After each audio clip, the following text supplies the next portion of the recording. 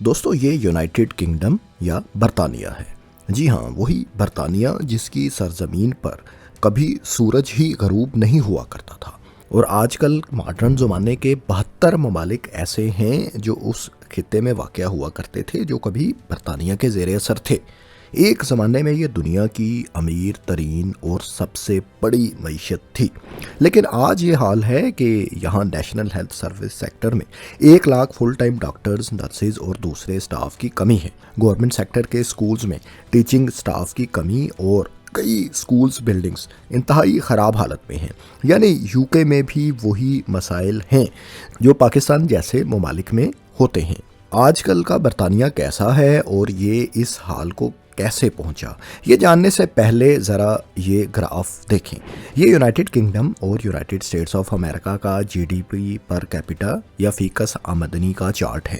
2007-08 کے financial crisis تک دونوں ممالک کا فیکس جی ڈی پی تقریباً برابر ہی تھا، اس میں کوئی زیادہ فرق نہیں تھا۔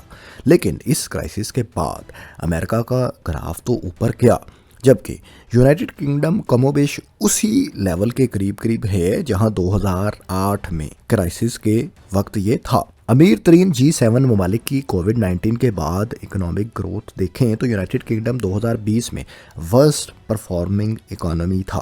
بالکل ایسے ہی برطانیہ کی پروڈکٹیوٹی گروتھ بھی 2008 کے بعد جمود کا شکار ہے۔ پروڈکٹیوٹی کسی ورکر کی فی گھنٹہ کے حساب سے پیدا کی گئی آؤٹ پٹ کو کہا جاتا ہے۔ بات یہیں تک محدود نہیں، بلکہ انڈیا 2022 میں برطانیہ کو پیچھے چھوڑتے ہوئے دنیا کی 5ویں بڑی اکانومی بھی بن چکا ہے۔ بعض اندازوں کے مطابق 2025 میں بھی برطانیہ G7 ممالک میں سے سب سے برا پرفارم کرنے والی معیشت ہی ہوگی۔ دوستو، اب سوال یہ پیدا ہوتا ہے کہ جس ملک سے انڈسٹرائزیشن، جدید صنعتی انقلاب کا آغاز ہوا، وہاں آج پروڈکٹیوٹی یعنی پیداواری صلاحیت کا فقدان کا مسئلہ کیوں ہے؟ کیا یہاں مینوفیکچرنگ نہیں ہو رہی؟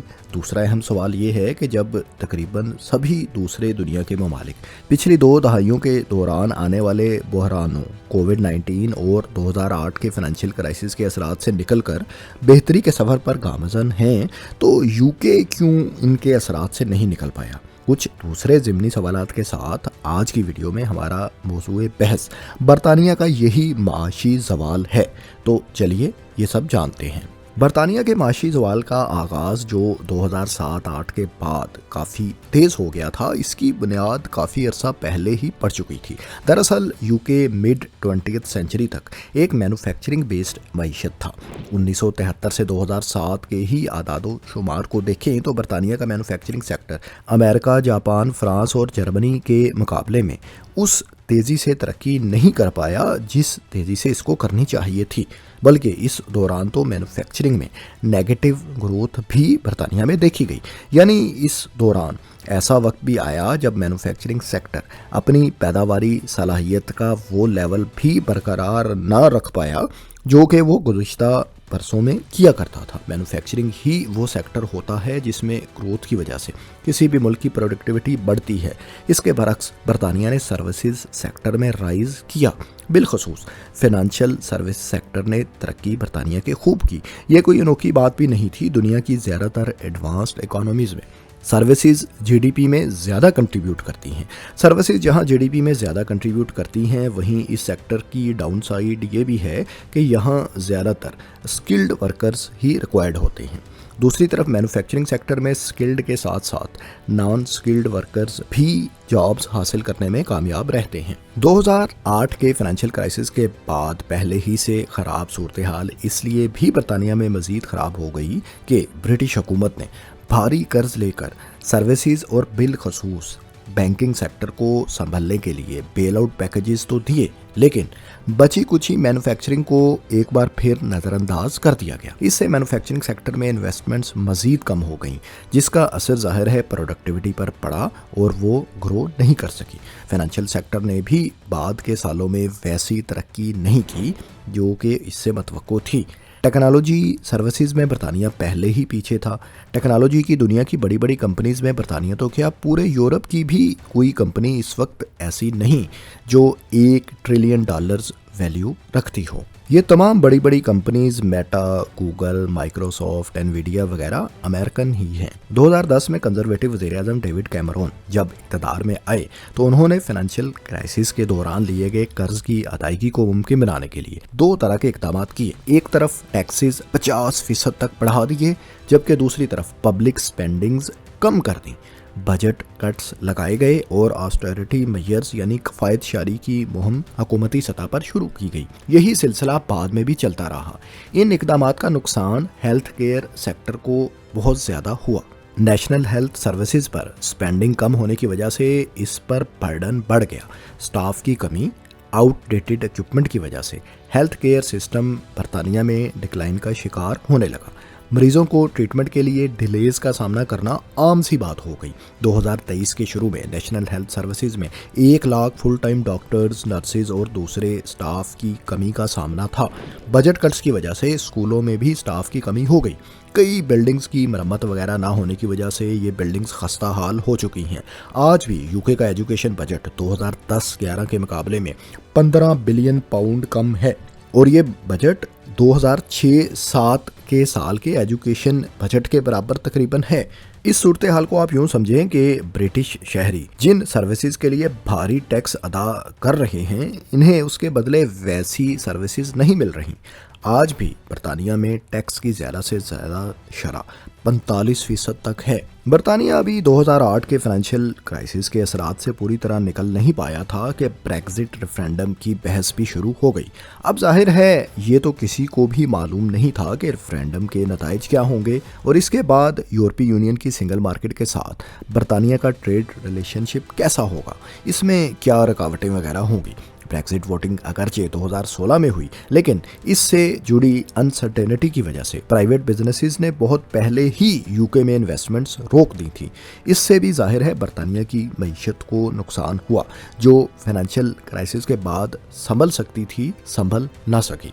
जब 2016 में ब्रेक्जिट रेफरेंडम हो गया और यूके ने 48 के मुकाबले में 52% वोट से ये फैसला कर लिया कि वो अब यूरोपीय यूनियन का मेंबर नहीं रहेगा, तो ये कारोबार के लिए एक दूसरा झटका था। अगरचे यूके सियासी, कानूनी और कुछ दूसरी वजूहात की बिना पर 2020 तक ईयू का मेंबर रहा, लेकिन नए ट्रेड बैरियर्स, कस्टम चेक्स और रेगुलेटरी डिफरेंसेस की वजह से बिजनेसेस के लिए मुश्किलात तो जाहिर है पैदा हो ही गई थी।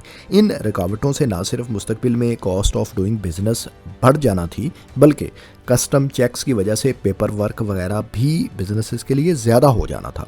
इससे जाहिर है बॉर्डर पर अशिया की मूवमेंट में ना सिर्फ ज़्यादा वक्त लगता, बल्कि सप्लाई चेन भी बुरी तरह डिस्टर्ब हो जाना थी। लिहाजा इन खदशात की वजह से 2016 से 2020 के टाइम पीरियड में भी ब्रिटिश मईशत बेहतरी की राह पर गामज़न ना हो सकी। 2020 में बरतानिया जब ईयू से निकल गया तो एक और क्राइसिस चंद माह पहले ही से पूरी दुनिया को अपनी लपेट में ले चुका था। दोस्तों, हम बात कर रहे हैं कोविड-19 की।